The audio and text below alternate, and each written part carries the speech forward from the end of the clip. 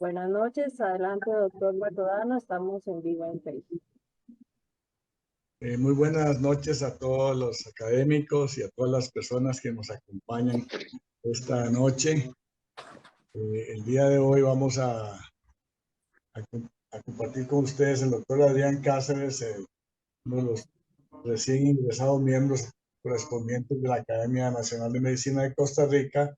Nos va a dar la conferencia correspondiente para completar su proceso de incorporación. El doctor Cáceres Chacón es un médico cirujano que estudió medicina en la Escuela Superior de Medicina del Instituto Politécnico de México y se especializó en neurocirugía en la Universidad de Costa Rica con graduación de honor. Después actualizó sus conocimientos de neurocirugía pediátrica y cirugía guiada por imagen en el Brigham Women's y Children's Hospital en Boston, donde fue becario internacional de la Asociación Americana de Neurocirugía. Posteriormente obtuvo su licencia para ejercer la medicina en Estados Unidos y completó su entrenamiento de neurocirugía, neurocirujano pediátrico con énfasis en neurooncología en el Children's Memorial Hospital de la Universidad Northwestern de Chicago. El doctor Cáceres trabaja para la Caja Costarricense de los Seguros Sociales en el Hospital Nacional de Niños y también ejerce su clínica privada en el Hospital CIMA. Y ha sido por muchos años docente de posgrado en la Universidad de Costa Rica, entrenando a muchos jóvenes en neurocirugía. Forma parte de varias organizaciones internacionales de neurocirugía, tales como la International Society of Pediatric Neurosurgery, y desde hace 5 años participa como docente en neuroendoscopía en la Universidad Federico II de Nápoles, Italia, en conjunto con la International Federation of Neuroendoscopy. Finalmente es miembro tanto en el Grupo Latinoamericano de Estudios en Neuroendoscopía, así como en la Asociación Latinoamericana de Neurocirugía, la cual a su vez es parte de la Federación Latinoamericana de Sociedades de Neurocirugía. Y ha participado como editor local de la revista de la Asociación Costarricense de Ciencias Neurológicas. Y también a nivel internacional en la publicación del Child Nervous System. Y es miembro correspondiente de la Academia Nacional de Medicina, la cual pues, obviamente es un honor para nosotros contar con personas de su nivel. Y sin más preámbulo, quiero ceder la palabra al doctor Cáceres, que nos va a dar esta interesante conferencia en trabajo que ha recibido reconocimiento mundial por el impacto que ha causado. Adelante, Adrián. Bueno, primero que nada, muchas gracias a todos. Gracias a los miembros de la academia por permitirme presentar estos datos del día de hoy. Para mí es un honor pasar a formar parte de este grupo tan selecto de académicos y espero que hoy disfruten esta presentación que vamos a hacer. Me dicen si pueden ver mi pantalla, ¿sí? Perfecto. Tal vez antes de que empeces, Adrián, a veces se me olvida el recordatorio usual de mantener apagados los micrófonos para no interrumpir, y al final vamos a hacer un tiempo de preguntas y comentarios y les pido que sean breves. Adelante, Adrián. Bueno, buenas noches a todos. Vamos a comenzar esta presentación hablando del papel que juega la suplementación con folato para la prevención de defectos del tubo neural y cómo eso es de extrema importancia a nivel global y el papel que Costa Rica ha desempeñado. Un segundo, ok. Lo primero que es importante aclarar es que no tengo ningún tipo de relación financiera o interés comercial relacionado con el contenido de esta presentación. Y bueno, como toda historia, hay un punto de partida y yo creo que esta es una historia muy interesante. Es una historia que habla de cómo a lo largo de muchos años han habido muchas personas que han puesto mucho empeño para llevar adelante la ciencia de la fortificación con micronutrientes. Y vamos a comenzar hablando de esta investigadora británica cuyo nombre es Lucy Willis. Lucy Willis vivió allá a finales de los 1800 y principios del siglo pasado y forma parte de ese grupo de mujeres que tuvieron que luchar por manifestar su voz no solamente como profesionales, sino incluso en una Inglaterra que venía saliendo de la época victoriana, en el cual incluso no tenían todavía derecho al sufragio. Y es curioso porque la institución en la cual ella estudió fue fundada por un grupo de 7 mujeres que hasta el día de hoy es reconocido en la Universidad de Edimburgo y que fundaron este famoso Newnham College. Entonces, resulta que Lucy Willis siempre tuvo interés por las ciencias y se gradúa en 1910 en ciencias biológicas. Pero curiosamente, a pesar de haberse graduado, en aquellos años no era costumbre otorgarle un título a una mujer. Así es que el papelito que le dieron era que únicamente había completado sus exámenes en ciencias biológicas y le dan un certificado, ¿verdad? Y es increíble y lo injusto que a veces es la historia con gente brillante, porque 17 años después de haber descubierto una de las vitaminas, es que Cambridge decide, bueno, darle ya un título, ¿verdad? Formal. Y el nombre de Lucy Willis durante muchos años estuvo ahí en la oscuridad. Después de Newnham College, ella se va y empieza a estudiar en el Royal Free Hospital en Londres, en una escuela que era exclusivamente de medicina para mujeres. Y en 1920 se termina graduando como bachiller en medicina y bachiller en cirugía. Le dan un título a la Universidad de Londres y curiosamente en esos primeros años resulta que estas mujeres que recién se graduaban en la carrera de medicina les decían, bueno, sí, muy bien, ya tiene su licencia y todo, pero mire, nos parece que usted es más útil en otro lado que aquí en Inglaterra. Entonces la mandan a Mumbai, a la India, a participar en un proyecto en el cual se trataba de investigar por qué era que las mujeres embarazadas tenían anemia. Y entonces llega a Mumbai a un instituto y empieza a trabajar y se da cuenta, porque recuerden que en aquellos años la India era uno de los países partes del Commonwealth británico. Y entonces habían grandes fábricas donde se producían textiles, donde trabajaban mujeres. Y ella se vino a percatar que había una incidencia desmesurada de anemia macrocítica, perdón, en mujeres embarazadas.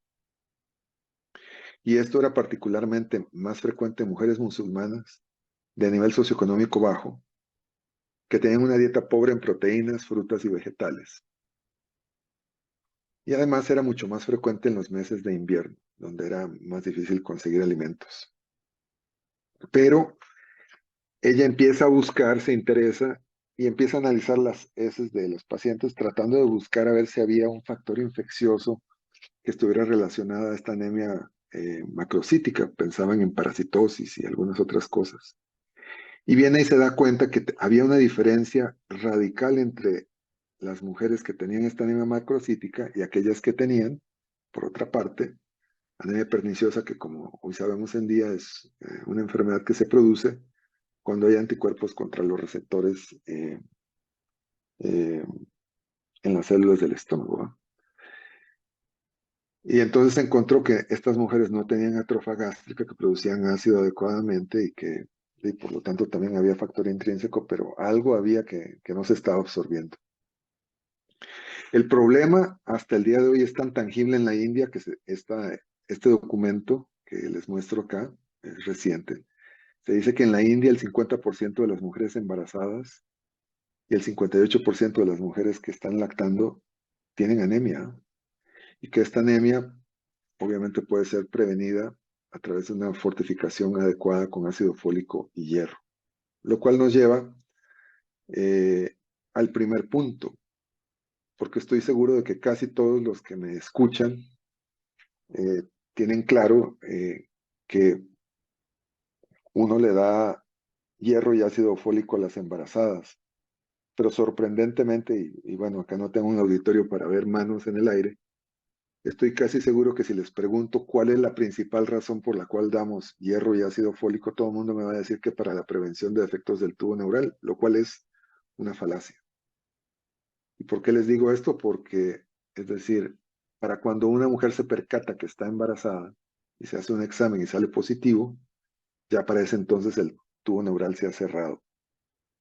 Entonces, uno da hierro y ácido fólico, básicamente para la prevención de la anemia del embarazo, no para la prevención de defectos de tubo neural. Entonces, esa es la primera falacia que quiero que todos los que están acá participando borren de su imaginario un médico, porque es una cosa que usted le pregunta a cualquier muchacho que estudia medicina o médico general, y todo el mundo les va a decir, sí, sí, nosotros sabemos que damos eso para prevenir los efectos de cierre de tubo neural, y no lo es así. Pues bueno, Lucy Willis en su investigación se encuentra con que cuando alimenta a estas mujeres con este jelly que es muy popular entre los británicos, que es el Marmite. El Marmite es un jelly que se hace básicamente utilizando levaduras que se obtienen como subproductos de la industria de la fabricación de la cerveza. Pues resulta que cuando le da eso se encuentra que hay una reversión bastante rápida del proceso de la anemia. Y entonces postula que hay un factor protector dentro de esta dieta producida con levaduras. Lo interesante es que no fue sino hasta 1945 al 48 que finalmente la molécula de la vitamina B9 o ácido fólico es sintetizada, pero toda la investigación que Lucy Willis hace, descubre y describe los efectos benéficos de esta sustancia no vienen a reconocerse. Ella no recibió, digamos, las personas que sintetizaron finalmente la fórmula química, porque cuando Lucy Willis allá en los 20s y los 30s estaba investigando esto, todavía no existía, digamos, toda la ciencia y la tecnología para poder identificar la estructura molecular de las cosas. Es increíble que hace 100 años todavía no sabíamos que existían vitaminas. Pero bueno, finalmente se sintetiza y las personas que sintetizan la molécula les dan un premio Nobel. Y a Lucy Willis nadie le reconoce nada, que es uno de los grandes escándalos en este tema del folato. Pero gradualmente ha emergido y vean que incluso Google, en el aniversario de su nacimiento, viene y hace su famosa pantalla de búsqueda, recordando el papel de Lucy Willis en este asunto del ácido fólico. El folato, ¿verdad?, que es la vitamina B9, se obtiene principalmente de las leguminosas, los espárragos, el huevo, los cítricos, el hígado y otras sustancias como el aguacate. Obviamente muchas de estas sustancias no están disponibles a las personas que tienen grandes retos socioeconómicos y por ello es importante entender el valor que significa poder fortalecer los micronutrientes. Por otro lado, puede que durante la conferencia ustedes escuchen que yo utilizo el término ácido fólico y a veces uso el término folato. Y esto es muy curioso porque mi profesor, el doctor David McClone, que fue una de las principales personas que modificaron la ciencia del tratamiento de la espina bífida, dice que allá en los 70s, cuando él empezó a popularizar que había una sustancia que podía prevenir la aparición de efectos de cierre de tubo neural, el hablar de un ácido, ¿verdad?, decir que se iba a tomar un ácido para prevenir algo, era algo que no era bien recibido, ¿verdad? Veníamos saliendo de la época de la psicodelia. Y entonces a las mujeres, particularmente a las latinas y a gente de estratos bajos, les generaba miedo eso de tomar un ácido, ¿verdad? Me voy a tomar un ácido, ¿qué le va a hacer ese ácido a mi bebé? Entonces se descartó el término de ácido fólico y se reemplazó de nuevo por el término folato, aunque sabemos que folato es el nombre de la sustancia natural y ácido fólico es la forma sintética. Ahora, ¿por qué es importante hablar de estas sustancias y de su metabolismo? Porque el folato tiene una historia súper interesante.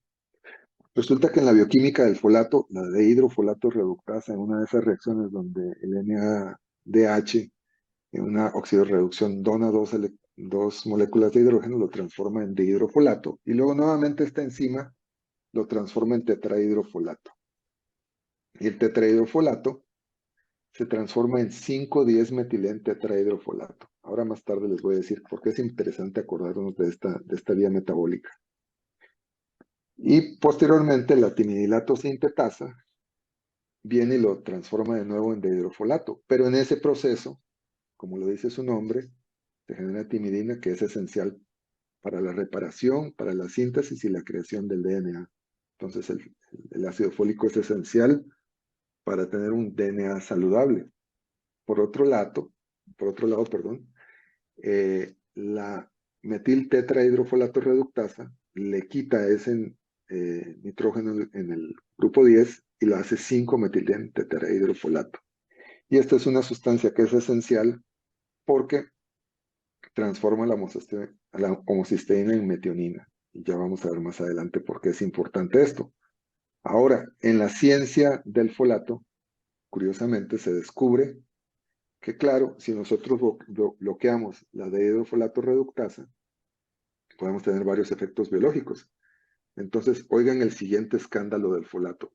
Un médico alemán viene y sintetiza por primera vez en la búsqueda de un colorante que pudiera tener acción bactericida, por error se topa y al administrar un colorante, se degrada ese colorante en dos sustancias y una de ellas se transforma en una sulfonamida y por primera vez aparece la ciencia en la cual existen las sulfas. Y resulta que esta investigación que se hace, en la cual por primera vez nosotros tenemos una sustancia que puede prevenir los procesos infecciosos, le vale a este investigador alemán, ¿verdad?, cuyo nombre era Gerhard Domack, y la primera sustancia que se sintetizó fue el Prontosil, le vale el premio Nobel. Pero ese premio Nobel se lo otorgan en 1938. Sin embargo, el gobierno nazi le advierte que no puede recibir el Nobel, porque resulta que habían prohibido que cualquier alemán recibiera un premio Nobel, ya que años previos le habían dado un premio Nobel a alguien que se había opuesto fuertemente hacia el Partido Nacional Socialista Alemán. Entonces, Albert Einstein. Entonces, todo esto era un gran escándalo. Entonces, vean cómo la historia se va desenvolviendo.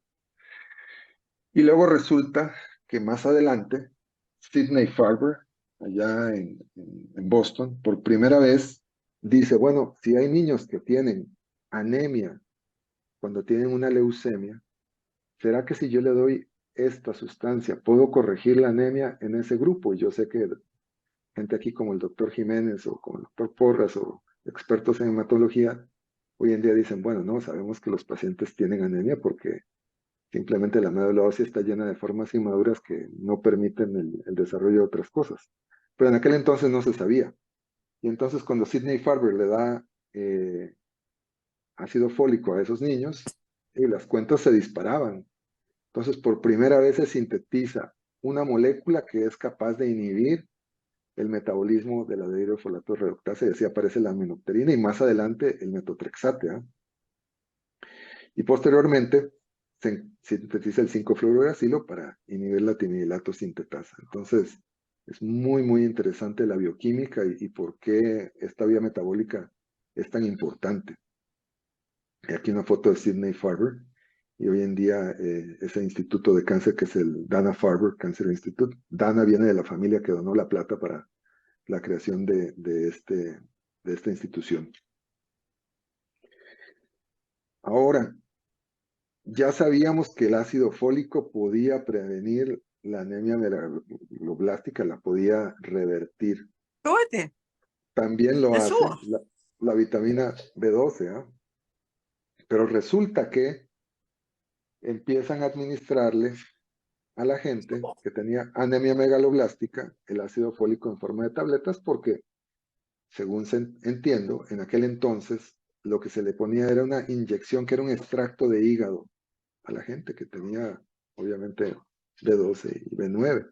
Pero resulta que la inyección era muy dolorosa, entonces resultaba más cómodo darle la tableta. ¿Y cuál era el problema?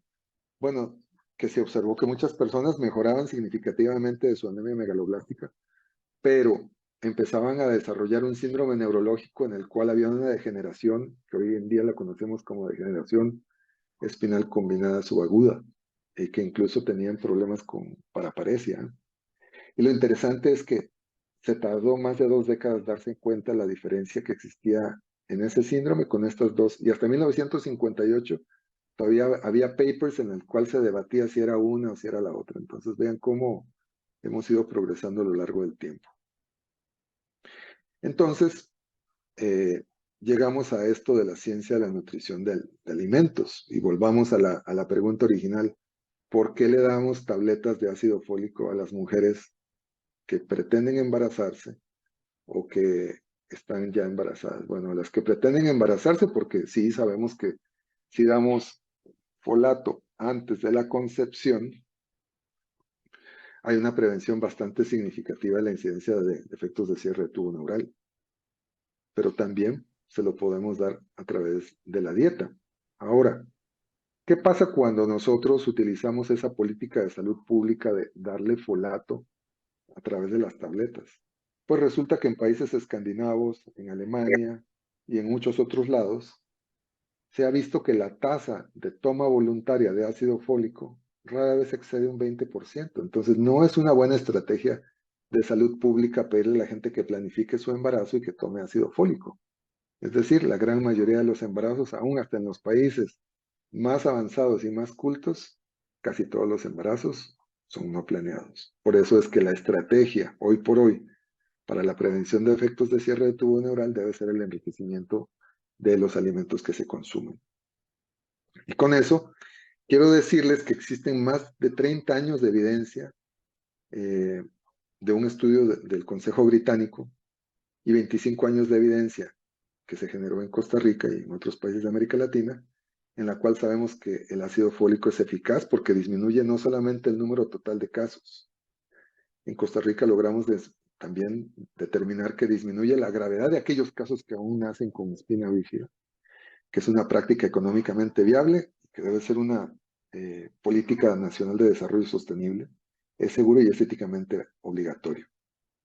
Porque es importante que se conozca el papel de esta investigación en salud pública costarricense para la prevención de efectos de espina bífida.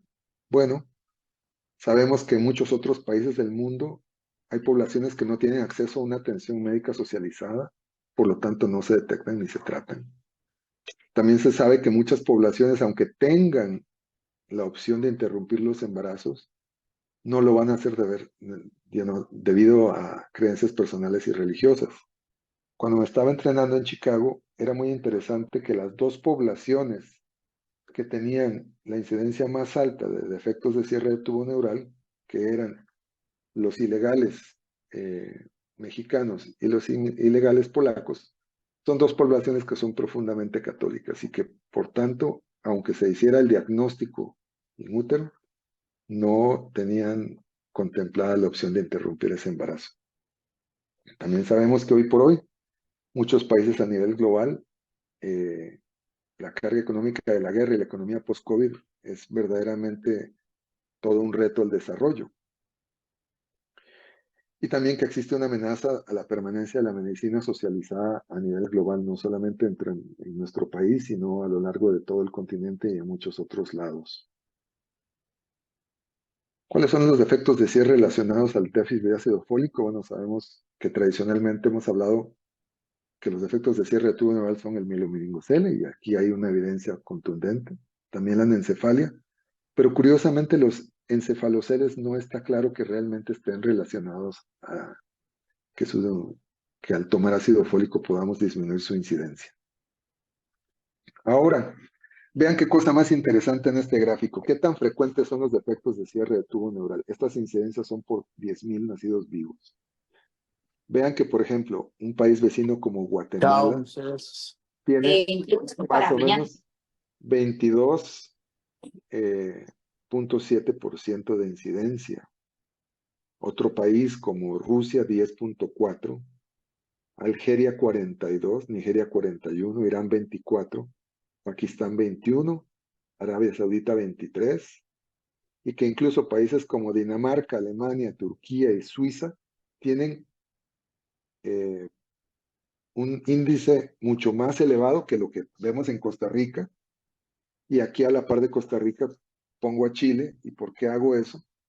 Porque resulta que a nivel del continente latinoamericano, probablemente los dos países que reportan los datos más sólidos, y yo sé que aquí entre la audiencia está mi querida amiga Rosa Pardo, donde uno puede tener confiabilidad de datos son en Costa Rica y Chile.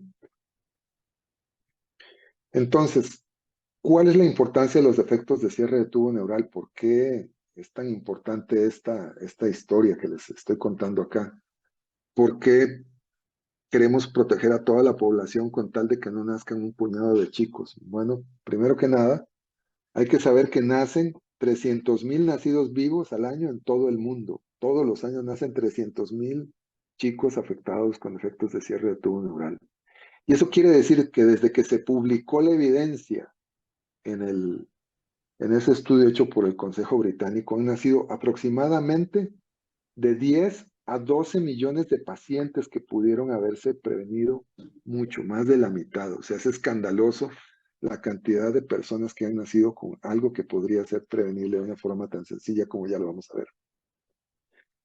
Hay aproximadamente 88,000 muertes anuales relacionadas con estos defectos y se dice que a nivel global, y pongan atención a esto, más del 75% de los chicos que tienen defectos de cierre de tubo neural van a morir antes de los 5 años. Por supuesto, hay un número desconocido de abortos espontáneos, mortinatos, ¿verdad? Óbitos, y es una causa elevada de discapacidad en niños y adultos jóvenes. Se desconoce realmente cuáles son los costos de atención en la edad adulta y existen problemas de transición en todos los países del mundo, ¿verdad? Esta es una patología que tratamos y acompañamos a la familia durante la edad pediátrica y que es un desastre en su transición en el cuidado en el mundo de los adultos. Nadie quiere tener nada que ver con ellos porque es algo que la gente considera como un paciente que está secuelado, que es el patito feo, ¿verdad? Y además, pongan atención a esto. Resulta que mis amigos allá en Asia o en África me dicen que hay días en los cuales, por ejemplo, en países como Etiopía, donde se organizan y en un fin de semana hay una fila de 100 niños para operar, que llevan meses esperando. Y entonces la carga de estos pacientes de la hidrocefalia y de la meningitis posinfecciosa es tan grande que no pueden hacer ninguna otra cosa. Es imposible dedicarse a cirugía de tumores, cirugía de epilepsia, funcional, etcétera. Cualquier otra parte de la neurocirugía no puede florecer porque están dedicados, están abrumados por el número de estos chicos en estos lugares. Y además, vean ustedes este concepto tan interesante que es el DALY o los años de vida ajustados por discapacidad. Se dice que se han perdido aproximadamente 8.6 millones de años de vida. Y este es los años que se pierden como producto de la enfermedad o la muerte temprana. Son años perdidos de individuos que pudieron haber contribuido a esta sociedad. Además, guárdense esta idea, el mielomeningocele es la malformación congénita más grave compatible con la vida. ¿Y a qué me refiero con esto? Si nacen con una malformación cardíaca severa, esos niños se mueren a los pocos días.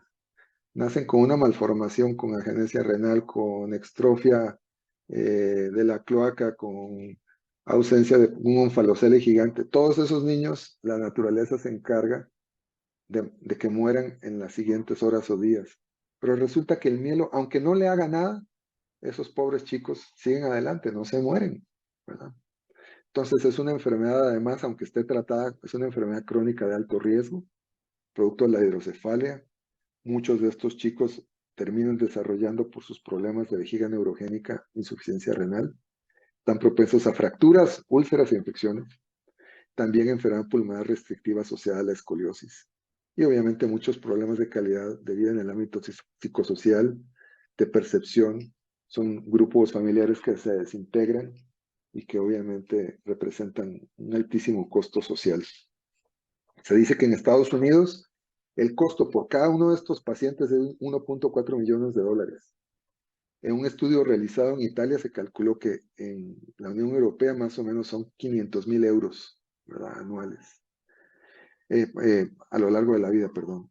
Y que más o menos un tercio de esa cantidad recae en la familia de una u otra forma. Son días de trabajo perdidos, días de hospitalización, días, muchas veces cuando nace un niño con mielo, de alguna manera le arrebata el derecho a la vida al siguiente niño que pudo haber nacido, porque la familia está tan entregada a ese niño y tienen tanto miedo de que se repita, que ya no desean concebir otro hijo que potencialmente pudo haber sido normal. Y obviamente el costo de las complicaciones asociadas, se dice que cada vez que una válvula para el tratamiento de la hidrocefalia se infecta, gastamos en promedio, y estos son datos locales, $50,000. Hemodiálisis, $90,000 anuales. Un trasplante de riñón, $400,000. Instrumentación espinal, $140,000. Y entonces esto abruma los sistemas de salud, la carga de trabajo neuroquirúrgico. También hay una contención de costos de equipos y dispositivos y manejo crónico de rehabilitación. Esta es una foto del Hospital Cure en Uganda que me envió uno de mis amigos. Volviendo un poco al tema de las vitaminas, se sabía desde hace muchos años que las deficiencias vitamínicas algo tenían que ver con los defectos del tubo neural. En las grandes hambrunas de la humanidad, por ejemplo, la hambruna que sufrió Irlanda, o después de las guerras, se incrementan. Y eso me lleva también a pensar lo que estará pasando ahora que existe amenaza inminente de hambruna en el territorio de Palestina, ¿verdad? Lo que va a suceder dentro de unos cuantos meses. Y Smithels publica este artículo donde dice que hay una prevención aparente cuando se suplementa con vitaminas a las mujeres en el periodo periconcepcional. Y entonces, basado en estos datos iniciales, el Consejo de Investigación Médica del Reino Unido hace un estudio que se publica en 1991. Vean, 1991, han pasado demasiados años. Es un estudio que se hace en 1817 mujeres en el Reino Unido, Israel, Hungría, Rusia, Francia y Australia, y que se vigilan durante ese periodo 1195 embarazos.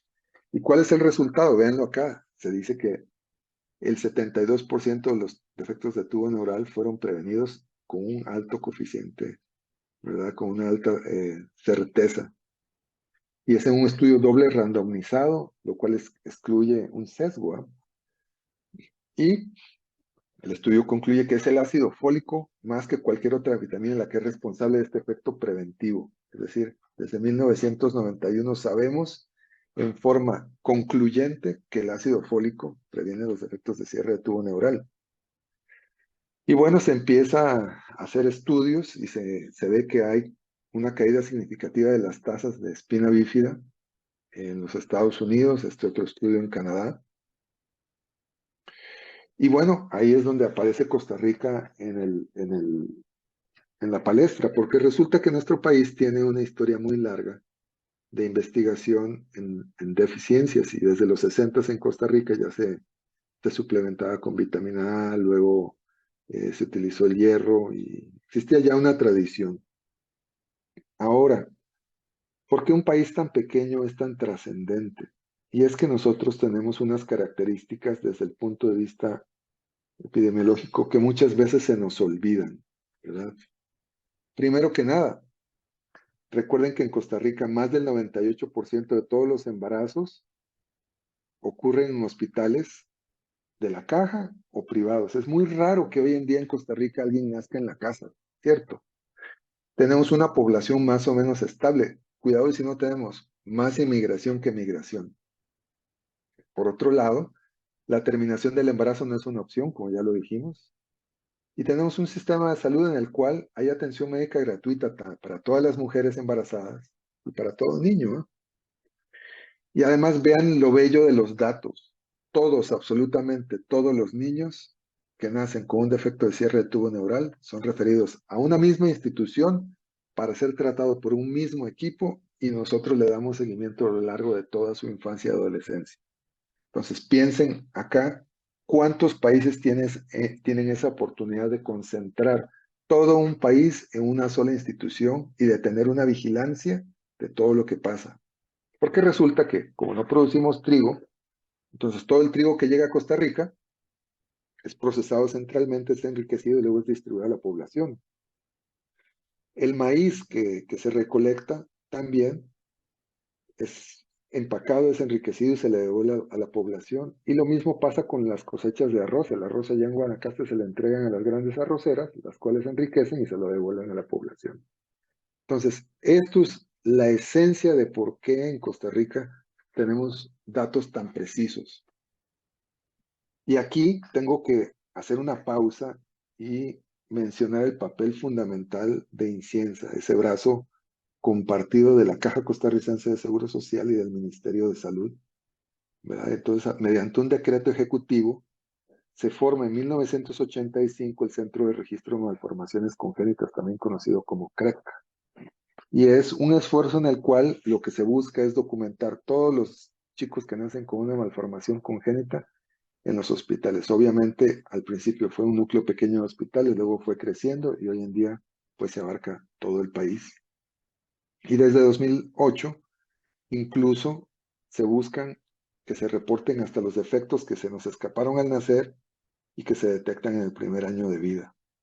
En 1997 también por decreto se crea el Centro Nacional de Referencia de Bromatología y entonces empieza la verificación de la fortificación de micronutrientes. El trabajo, para que yo esté aquí hablándoles de todo esto, es imposible no mencionar la labor titánica que desempeñaron a lo largo de los años Lila Umaña, Adriana Benavides, Maripaz Barbosa y todo el equipo de Inciensa allá en Tres Ríos, que vigilan constantemente que esta ciencia de la fortificación sea efectiva. Y ellas son las que nos van a nutrir de estos datos. Entonces resulta que en 1996, porque cada 10 años en teoría se hacen encuestas nutricionales en nuestro país, se hizo una encuesta en la cual se midieron niveles de folato en las mujeres de la ciudad y las zonas rurales. Y se encuentra que más o menos una cuarta parte de la población de aquellas mujeres que estaban en posibilidad de embarazarse tienen un déficit de folato. A nivel rural era un 30%, a nivel urbano un 19%. Y una vez que se hizo que se implementó la fortificación, vean cómo cayó significativamente a 11.6 y a 2.5 el número de mujeres deficientes de folato. Y en la encuesta nutricional del 2008, o sea, 10 años después, se encontró que en promedio la concentración era de 14.7 nanogramos por mililitro y que el déficit de ácido fólico había pasado de ese 24.5 original del 98, había bajado a un 7.5, como ya lo dije, luego a un 3.8. Y la incidencia había pasado de un 9.8 al 4.8 o 4.5 que tenemos actualmente. Es decir, que había habido una reducción de un 35, posteriormente de un 51%. Estos son los datos tan valiosos que publicó Maripaz Barbosa con su grupo. ¿Y cómo lo hicimos? Bueno, básicamente comenzamos fortificando el trigo en el 98 con 1.5 miligramos por kilogramo, luego la harina de maíz en el 99. En el 2001 se fortificaron no solamente la leche, sino todos los productos lácteos. Y en el 2002 el arroz y se decidió incrementar la fortificación del trigo. ¿Por qué lo hicimos en esta secuencia tan particular? Primero harina de trigo, harina de maíz, lácteos y arroz. Bueno, resulta que cuando uno analiza los patrones de alimentación en Centroamérica, Costa Rica, a diferencia de los países que están más al norte y que por lo tanto tienen más influencia maya, consumimos predominantemente más pan que tortillas. La diferencia es abismal. Vean, por ejemplo, a Guatemala o El Salvador, donde hay muchísimo mayor influencia de la herencia maya. Por eso fue que decidimos iniciar fortificando con harina de trigo. Y esto es un papel en el cual también hay que rescatar el papel valiosísimo del doctor Pardo, que era en aquel entonces el ministro de Salud, y él me contaba cómo se acercaron a los principales molinos y la idea, curiosamente, fue aceptada inmediatamente y se decidió comenzar con ese proyecto tan valioso. Este es un mapa en el cual están los países que actualmente fortifican. Y en azul, los únicos 2 países que fortifican 4 nutrientes. Es decir, trigo, maíz, lácteos y arroz. Solamente los Estados Unidos y Costa Rica fortifican. Ahora, verán que acá, por ejemplo, en el continente americano, prácticamente todo el continente está pintado como si se fortificara. Y quiero desilusionarlos porque realmente en muchos de los países resulta que está en el papel, pero no se lleva a la práctica. Y es una realidad que cuando doy esta conferencia, se me acercan en Argentina y dicen, che, ¿cómo hacemos? Dices que hay gente que vive allá larguísimo y que tienen economías de autosubsistencia. En Brasil me dicen, no, es que acá la gente cosecha su mandioca y se la comen, ¿verdad? O en El Salvador o en Guatemala me dicen, no, es que los indígenas cosechan su maíz y ellos solitos ahí lo muelen. Son economías de autosubsistencia, ¿eh? Igual pasa en Perú y en Bolivia. Entonces, es un reto la fortificación de nutrientes y mucho de eso está en el papel, por no mencionar cosas como también que se requiere una voluntad política. Y por ejemplo, puedo citar el día que una comisión de la Sociedad Latinoamericana de Neurocirugía Pediátrica se sentó a hablar con un ministro hace varios años en Venezuela, y el ministro de Salud de Venezuela nos dijo, hey, ¿y ustedes qué les pasa? Dice, ¿por qué quieren erradicar esa vaina? Dice, si no, ¿de qué van a comer ustedes, a los neurocirujanos pediátricos? Entonces, a veces cuesta trabajo entender que hay mucho desconocimiento acerca de la ciencia del ácido fólico. También vean que en este mapa faltan territorios enormes como Europa, por ejemplo, donde se opta por la terminación del embarazo por encima de la fortificación, porque dicen que al eliminar el problema, bueno, listo, no nacen y ya, pero la terminación del embarazo tiene un costo. Y hoy en día con toda esta movilización de gente y todo, pues es un problema real y mis amigos europeos me lo dicen, estamos viendo cada vez más casos de espina bífida. También grandes territorios como China o la India o la gran parte de África subsahariana no hay fortificación por razones obvias, limitaciones presupuestales. Japón no lo hace, por ejemplo, tampoco. Ahora, volviendo a los datos de nuestra fortificación, vean acá cómo más o menos en 1997, cuando empieza la fortificación, prácticamente a lo largo de los siguientes 2 años hay un descenso estrepitoso en el número de casos de mielo. Estos son los datos de Maripaz Barbosa. Y cómo a lo largo de los años se mantiene más o menos esa caída tan importante en el número de casos de espina bífida y también en encefalia. Vean que el número de encefaloceles realmente no se modificó significativamente.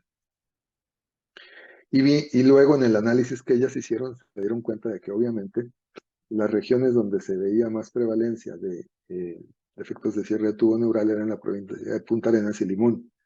Y acá se ve Nicoya y mucha gente dirá, bueno, pero es que esa no es una de las zonas azules. Y realmente no es que haya más, sino que recuerden que Punta Arenas abarca incluso la provincia de Nicoya, entonces por lo tanto está pintada así en el mapa, pero sabemos que, por ejemplo, los indígenas que están en la Sierra de Talamanca tienen dificultad al acceso de la fortificación y que son pues un reto, y también pasa con lo que pasa en Limón, ¿verdad? Y estas son áreas que son todavía un reto hoy en día para disminuir. Algunos años después, ya en colaboración, el grupo de Adriana Benavides, de nuevo con Maripaz Barbosa, Telma Alfaro y Homero Martínez de Nutrition International producen el año pasado este artículo tan interesante, donde se analiza a lo largo de prácticamente 20 años y vean cómo se va marcando, cómo la introducción del enriquecimiento de la harina de trigo, de maíz, la leche, y posteriormente cuando se incrementa el porcentaje en la harina de trigo y el arroz, cómo hay una caída que se mantiene a lo largo del tiempo. Como todo, hay algunas subidas y bajadas que desgraciadamente a veces tienen que ver con crisis financieras, con crisis socioeconómicas en el vecino país del norte, porque no podemos negar que muchas mujeres cruzan la frontera para dar a luz acá, pero que si esas mujeres vienen a Costa Rica y viven por lo menos 6 meses, están cubiertas. Y con esto, lo más importante de este mensaje es que en realidad todos en Costa Rica, queramos o no, todos los días consumimos un exceso de más de 400 microgramos de ácido fólico. Es decir, estamos protegidos con la dieta promedio del costarricense. Pero no solo eso logró demostrar Adriana Benavides, y su grupo, sino que además la mortalidad asociada a esas patologías también había caído estrepitosamente y se mantenía a lo largo de todos estos años desde la fortificación. De nuevo, datos preciosos por poder tener la capacidad de concentrar todo un país en una sola institución que vigila. Y bueno, también vean que hubo cambios significativos y que el decremento relativo a la prefortificación en el total de casos de defectos de cierre de tubo neural es de un 76%. Estos son gráficos también extraídos donde vemos que los niveles a lo largo de esos 20 años se han mantenido constantes. ¿Y por qué se mantienen constantes? Bueno, básicamente por la labor de Inciensa. Inciensa toma muestras aleatorias en forma periódica de esos 4 nutrientes y vigila que los industriales no se traten de ahorrar unos cuantos pesos disminuyendo la cantidad o tratando de disminuir los niveles de fortificación. Es decir, ellos son los vigilantes. Lo mismo pasa con los lácteos. Entonces, este es un papel importantísimo que juega Inciensa en esta política de salud pública. De tal manera que, ¿cuáles son los componentes esenciales para una buena política de fortificación? Bueno, un buen sistema de salud con cobertura universal, tener un buen registro de anomalías congénitas, hacer un buen estudio, establecer una relación de cooperación con la industria alimentaria, porque hoy en día todos los que empacan harinas consideran que es un estándar de calidad agregarle ácido fólico, fortificar de acuerdo a los patrones alimentarios locales, tener una vigilancia activa, medir el impacto económico de esa fortificación, involucrar a las partes interesadas y lo más importante, hacer que muchos de ustedes se enteren de este mensaje tan importante que es el papel de la fortificación de folato como una política de salud pública.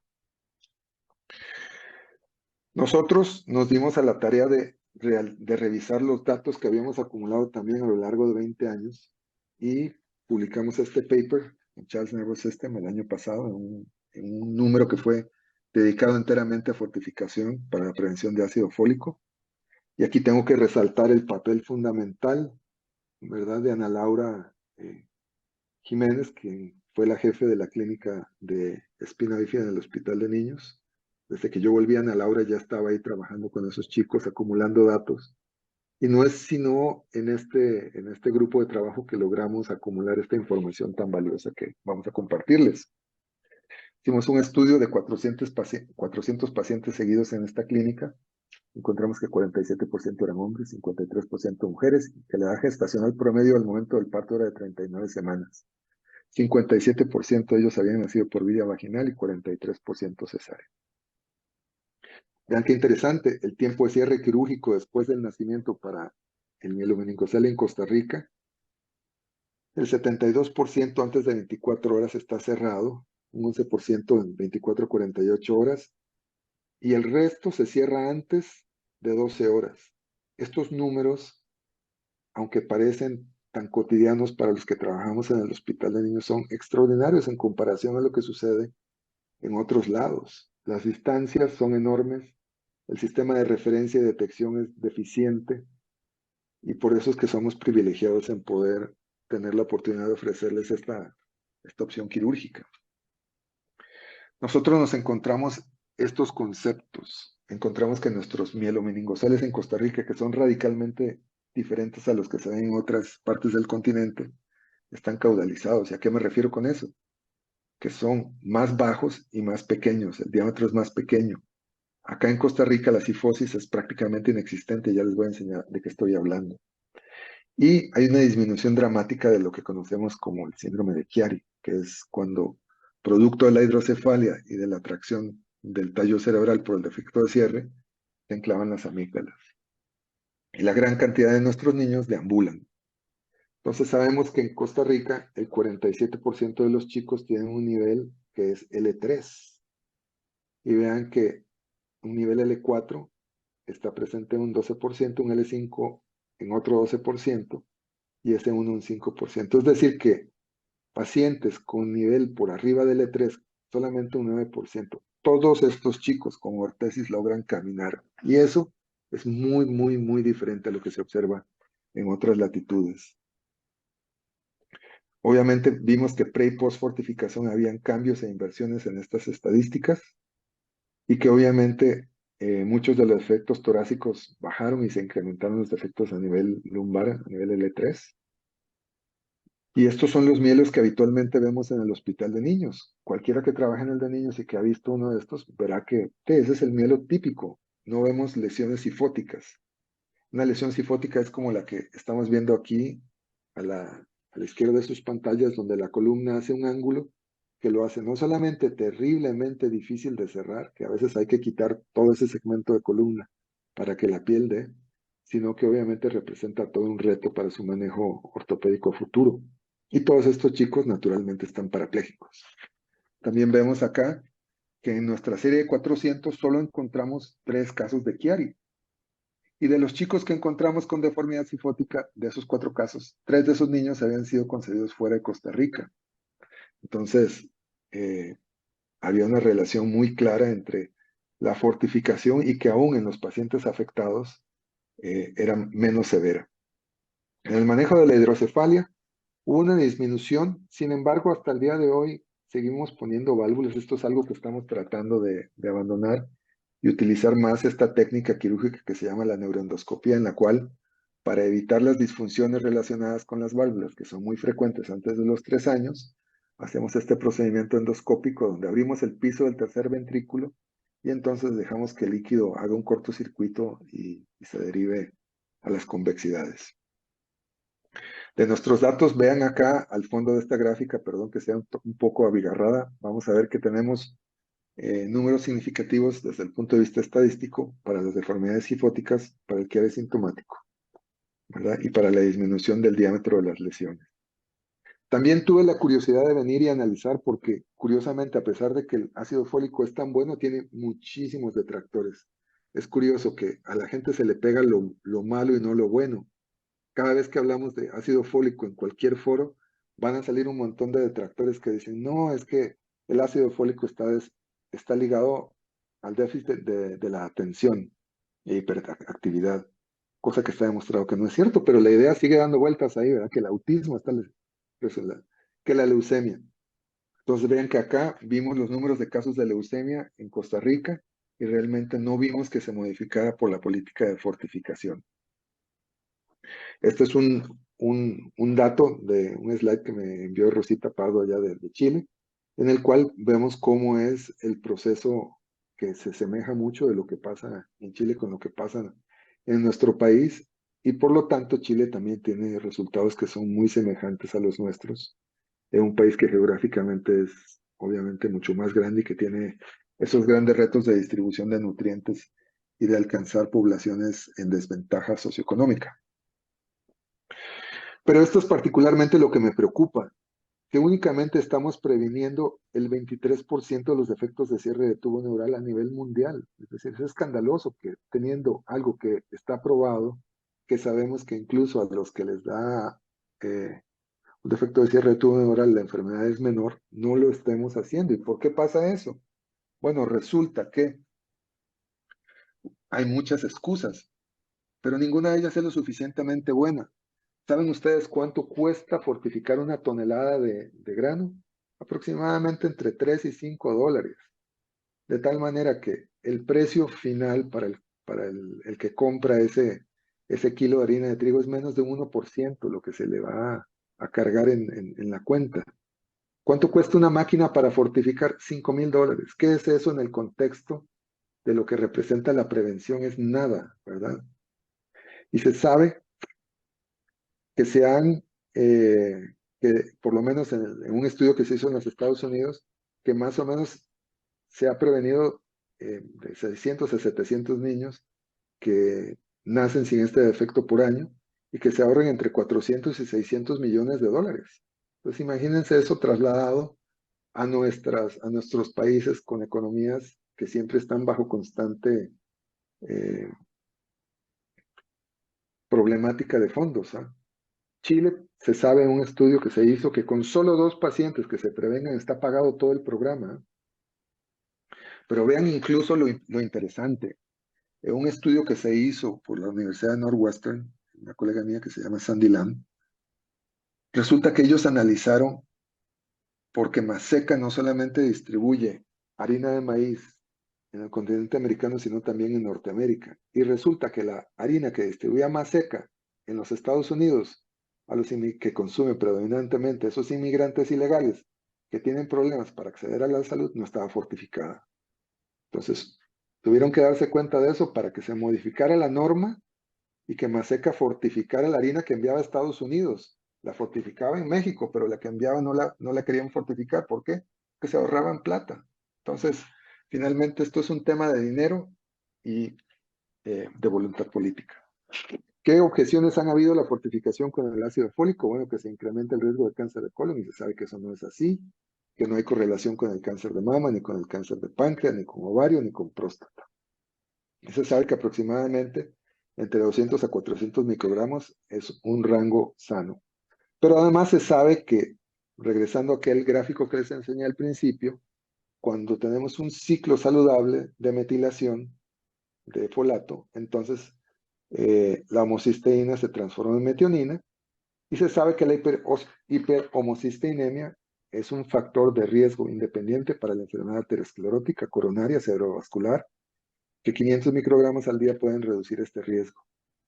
Y después salió un estudio que dijo en un metaanálisis que no se podía demostrar si era protector o inductor, pero hoy por hoy se sabe que existen varios otros estudios que parece que apoyan esa teoría de que la hiperhomocisteinemia, que puede disminuirse con la adición de folatos en los nutrientes, previene la enfermedad cardiovascular.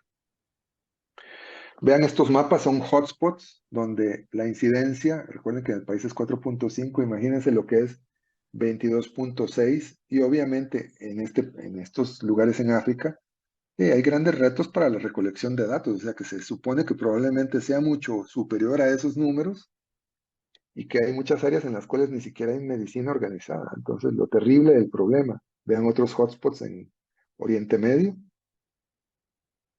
e incluso en países como los europeos, donde hay áreas donde Irlanda, ¿verdad? Algunos países en Francia, en Barcelona, vean, en Suiza, donde hay áreas donde, Sajonia, ¿verdad?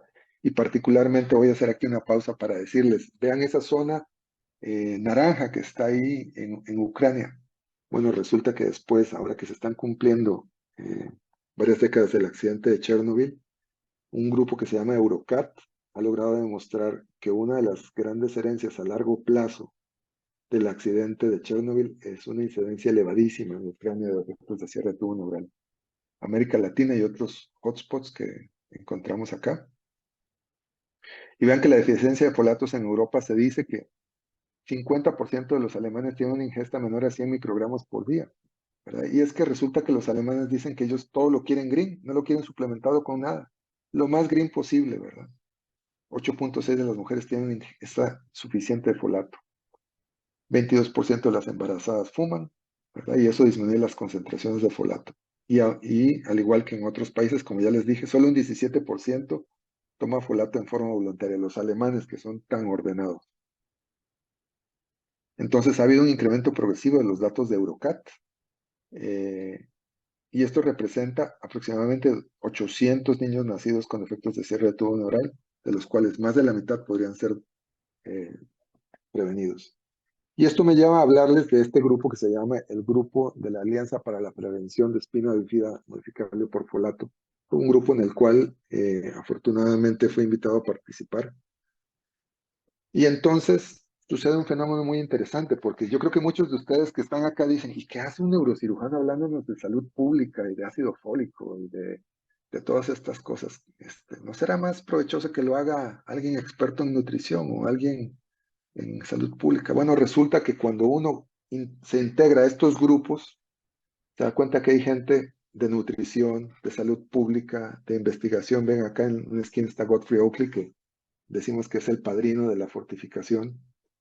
El doctor Key de Harvard, Vijaya Kancharla, que es prácticamente como una computadora en la cual usted le pregunta cualquier artículo relacionado con cualquier tema y te dice con puntos y comas en cuál journal, en cuál artículo se publicó. Ella dirige el Centro de Prevención de Espina Bífida de Emory y trabaja con el CDC. Homero Martínez de Nutrición Internacional. Y cuando uno trabaja con estas personas se da cuenta que a veces en medicina trabajamos dentro de un cuadrito muy pequeño, ¿eh? Nosotros leemos solamente journals de neurocirugía y resulta que el infectólogo solo lee journals de infectología y el cardiólogo solo el journal de cardiología. No, necesitamos leer un poco más de eso que nos hace particularmente, digamos, ricos en la práctica médica. Necesitamos leer un poquito de todo y que a veces trabajamos en silos. Vean toda esta alianza y todo este montón de instituciones que participan dentro de GAPSPID y que combinan esfuerzos para la prevención de esto, desde los Rotarios, Nutrición Internacional y otras.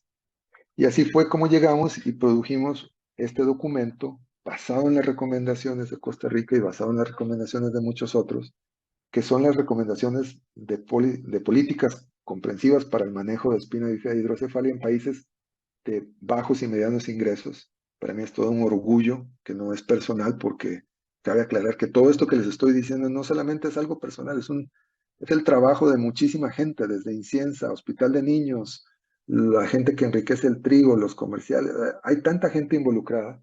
Y vean que ver nuestro pequeño logo metido entre tantas instituciones para hacer una recomendación junto con la Universidad de Oslo o el programa de cambio social de la Universidad de Harvard, a mí me llena particularmente de mucho orgullo que nosotros como país podamos reflejar esta experiencia. Esto nos llevó a que la Sociedad Internacional de Neurocirugía Pediátrica hiciera una resolución para la fortificación mandatoria de ácido fólico.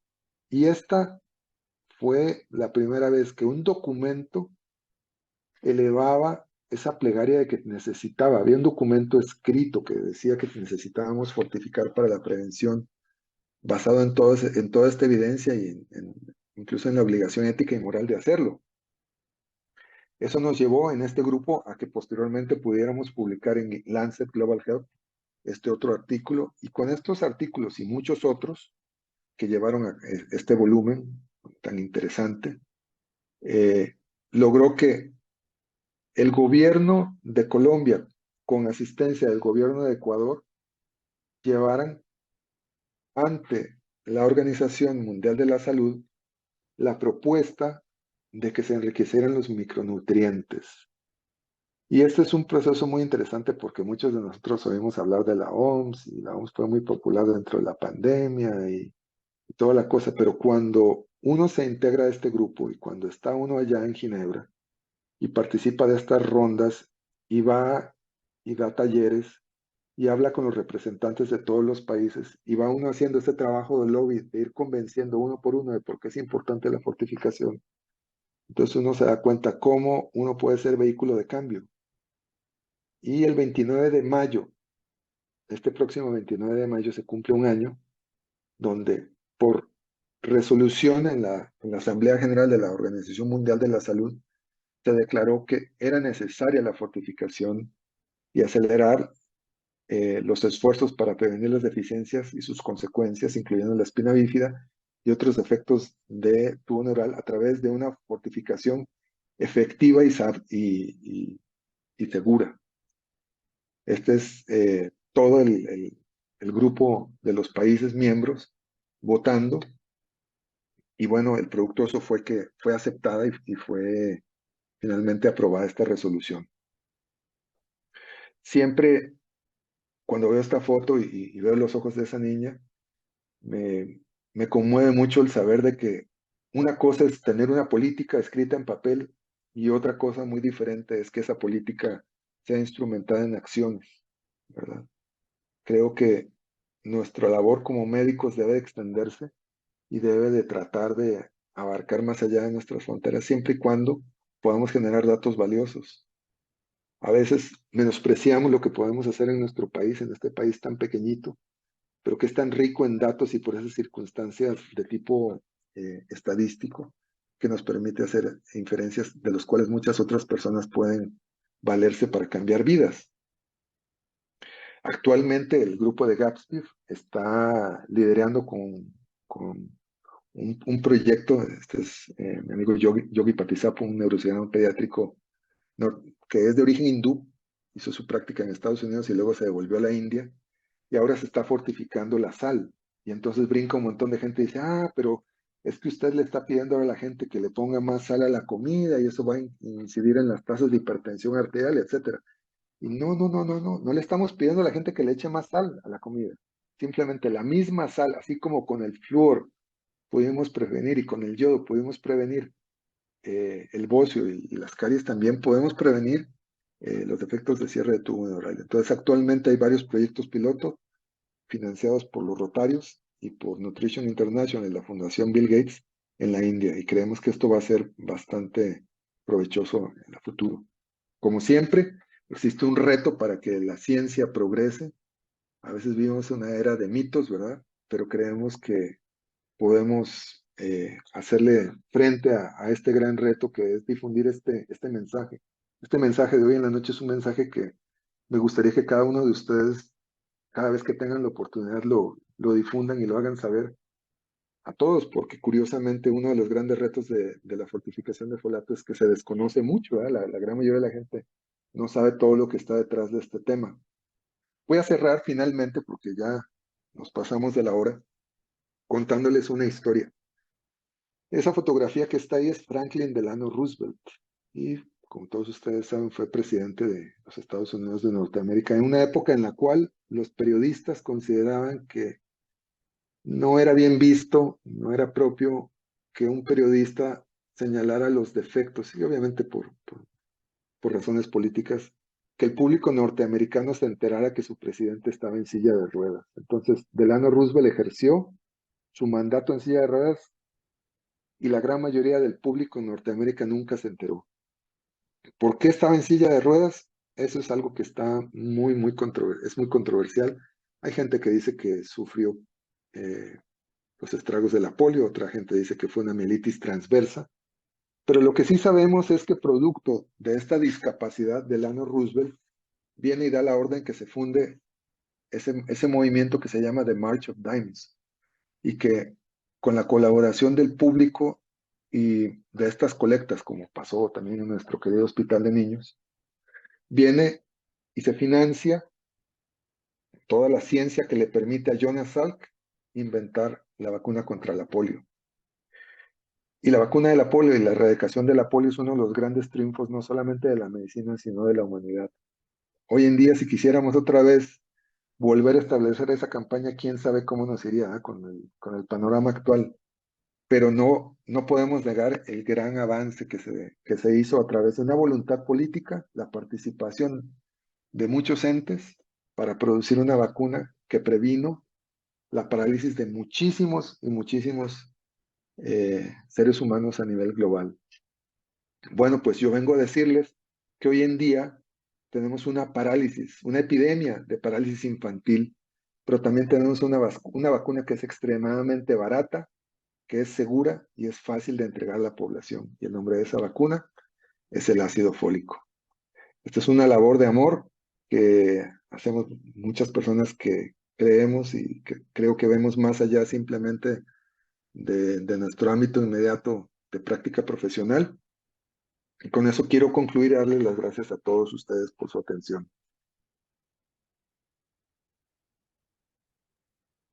Muchas gracias.